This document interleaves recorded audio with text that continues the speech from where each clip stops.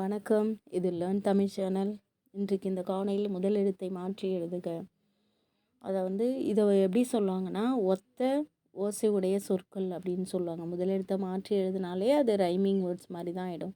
அப்போ முதல் எழுத்தை மாற்றி எழுதுக அப்படின்னாலே ஒத்த ஓசை உடைய சொற்கள். இது ரெண்டுமே கொஞ்சம் ஈக்குவல் மாதிரி இருக்கும். முதல் எழுத்தை மாற்றி எழுதினாலே அந்த ஒத்த ஓசை உடைய சொற்கள் அப்படிங்கிற மாதிரியே இருக்கும். இப்போ இந்த மாதிரி நீங்கள் முதல் எழுத்தை மாற்றி உங்கள் குழந்தைங்களுக்கு ஒரு சொல் எழுதி, இதில் நீ இன்னும் முதல் எழுத்தை மாற்றி இன்னொரு எழுத்து போட்டு ஒரு சொல் வர மாதிரி நீ எழுது அப்படின்னு சொல்லணும். சொல்லும் மீனிங்ஃபுல்லாக இருக்கணும் அப்படின்னு சொல்லிவிட்டு நீங்கள் இந்த மாதிரி ஒர்க் கொடுத்து கூட குழந்தைகள் தமிழில் அவங்களுடைய சொற்களஞ்சியத்தை பெருக்கலாம்.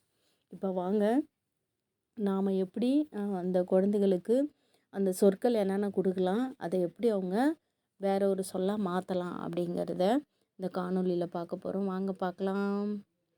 இப்போ பாருங்கள், கல் அப்படின்னு இருக்குது. கல், அதில் முதல் எழுத்தை மாற்றி பல் அப்படின்னு எழுதலாம்.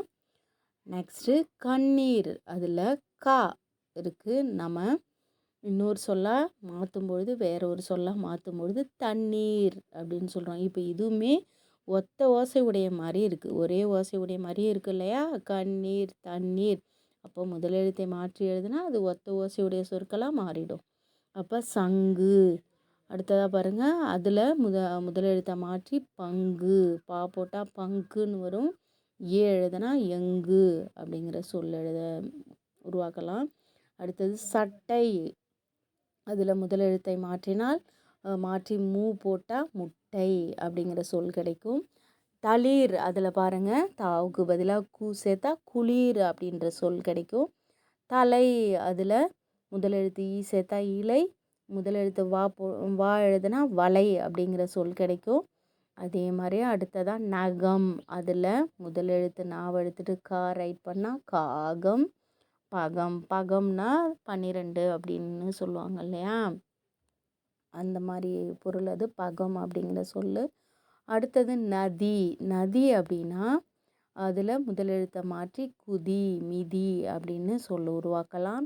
அடுத்ததாக நண்டு, அதில் முதல் எழுத்தை மாற்றி வண்டு அப்படின்னு எழுதலாம். பூண்டு அப்படின்னு கூட எழுதலாம். ஓகேவா? அடுத்ததாக பாருங்கள், பாய் அப்படிங்கிற சொல்ல பாவை எடுத்துட்டு நா சேர்த்து நாய் அப்படின்னு எழுதலாம். வா சேர்த்து வாய் அப்படின்னு எழுதலாம். அடுத்ததாக பாருங்க, நரி. நரியில் முதல் எழுத்தை மாற்றினால் கரி, ஏரி, பூரி இந்த மாதிரி சொல் உருவாக்கலாம். மண் அப்படின்னு மாவை எடுத்துட்டு கா சேர்த்தா கண் அப்படின்னு எழுதலாம். மான் அப்படின்ற சொல்லில் முதல் எழுத்தை மாற்றி மீன் அப்படின்னு எழுதலாம். பட்டம் அப்படிங்கிற சொல் கொடுத்துட்டு முதல் எழுத்தை மாற்றி எழுதுங்க அப்படின்னா நம்ம வட்டம் எழுதலாம். கட்டம் அப்படிங்கிற சொல்லும் எழுதலாம்.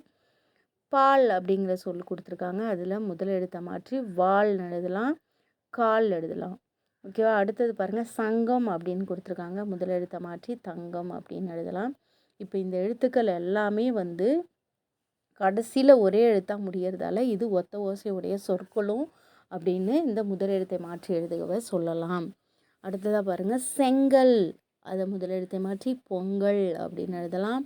மணி, அதில் முதல் எழுத்தை மாற்றி பனி அப்படின்னு எழுதலாம். 2 சுழி பனி, அது குளிர் அந்த இது மீனிங்கில் வரும். அந்த 3 சுழி பனி இருக்குல்ல, அது வேலைன்ற பொருள். இந்த 2 சுழி பனீர் குளிர். அப்போ அதை பாவை முதல் எழுத்தை எடுத்துட்டு சா சேர்த்தா சனி. அடுத்தது ஆறு, அடுத்ததாக முதல் எழுத்தை மாற்றினால் சோறு. பள்ளி, முதல் எழுத்தை மாற்றினால் வள்ளி. நெக்ஸ்ட்டு பாருங்கள், அள்ளி, அதில் முதல் எழுத்து ஆவை மாற்றிட்டு பா சேர்த்தா பள்ளி அப்படிங்கிற விட. அடுத்ததான் ஆணி, அதில் முதல் எழுத்தை மாற்றினா ஏ எழுதுனா ஏணி. அடுத்தது பன்றி, அதில் பாவை நீக்கிட்டு நான் எழுதுனா நன்றி. அடுத்தது பாருங்கள், முயல், அதில் மூ எடுத்துகிட்டு வா சேர்த்தா வயல். அடுத்ததாக வண்ணம் இருக்கு இல்லையா? வண்ணம், அதில் முதல் எழுத்து வாவை எடுத்துகிட்டு கீ சேர்த்தா கிண்ணம் அப்படிங்கிற வேர்டு உருவாகும். அடுத்தது அருவி, அதில் ஆவை எடுத்துகிட்டு கூ சேர்த்தா குருவி அப்படின்ற வேர்டு. அடுத்தது புற்று, அதில் பூவை எடுத்துகிட்டு நான் சேர்த்தா நாற்று அப்படிங்கிற சொல் கிடைக்கும். அடுத்தது கூண்டு, அதில் முதல் எழுத்தை மாற்றினால் பூண்டு அப்படின்னு எழுதலாம். மயில், அதில் முதல் எழுத்தை மாற்றி குயில் அப்படின்னு எழுதலாம். ஓடு, அதில் மாடு, காடு அப்படின்னு முதல் எழுத்தை மாற்றி சொல் உருவாக்கலாம். மழை அடுத்து அதில் முதலெழுத்தை மாற்றி தழை அப்படின்னு எழுதலாம். நார் அதில் முதலெழுத்தை மாற்றி பார், போர், ஏர் அப்படின்னு சொல்லு உருவாக்கலாம். இந்த சொற்களை நீங்கள் எழுதி கொடுத்துட்டு உங்கள் குழந்தைங்களை வந்து நீ ஒரு முதலெழுத்தை மாற்றி ஒரு சொல்ல எழுது அப்படின்னு சொல்லலாம். அது ரைமிங்காக இருக்கும் அப்படின்னு நீங்கள் க்ளூ மாதிரி கொடுத்து கூட நீங்கள் எழுத சொல்லலாம். இது மாதிரி எழுதி உங்கள் குழந்தைகளோட அறிவை வந்து பெருக்கலாம். அதாவது தமிழில் கொஞ்சம் அவங்களுக்கு நிறையா தெரிய வரும் இது மூலயமா. இது மாதிரி நீங்கள் ப்ராக்டிஸ் கொடுங்க.